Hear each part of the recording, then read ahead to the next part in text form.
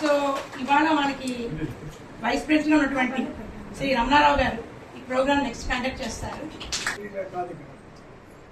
అటువంటి భాను మేడం గారి యొక్క హస్బెండ్ మా గురువు గారు రాష్ట్ర ప్రభుత్వం నుండి కళారత్న అవార్డ్స్ గురించి కూడా మీకు తెలుసు.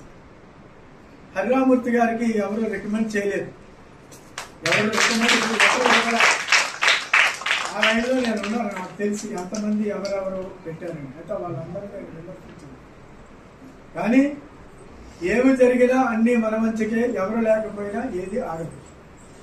అలా తరుణంలో ఈ వర్క్ ఈ ప్రక్రియ అంతా కూడా ఒక స్పాన్ ఆఫ్ 15 days లో హరిరామూర్తి గారిని రాష్ట్ర ప్రభుత్వం ఇంటెలిజెన్సీ రిపోర్ట్ ద్వారా తెలుసుకొని ఒక ప్రతిష్టాత్మకమైన మాస్టర్ గారిని చూస్తూనే పెరిగాం మేమందరం. మాస్టర్ గారు ఎప్పుడు క్లాస్ తీస్తారన్న మాకు భయం ఉండేది.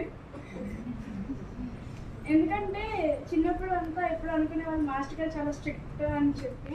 నేను సివిల్ ఇంజనీరింగ్ నేర్చుకున్నా. టీచర్ గారి దగ్గర గత 8 సంవత్సరాల నుండి కూర్చుని నేర్చుకుంటున్నా.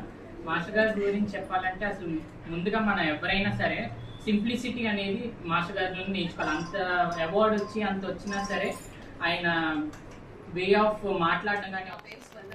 నేను electronics and communication engineering B Tech చేశాను. వర్క్ చేసుకుంటూ మాస్టర్స్ కూడా ఫినిష్ చేశాను ఆంధ్ర యూనివర్సిటీ. ప్రెసెంట్ PhD చేస్తున్నాను పర్ఫార్మింగ్ ఆర్ట్స్లో విత్ ఫెలోషిప్. మాస్టర్ గారి దగ్గర ఆల్మోస్ట్ 8 years నుంచి కూచిపూడి కళాక్షేత్రంలో ట్రావెలింగ్ అయింది. మెయిన్ ఏంటంటే మాకు ఈ స్టేజ్కి వచ్చేది కూడా పేరెంట్స్ తర్వాత సెకండ్ పేరెంట్ అంటే మాకు మాస్టర్.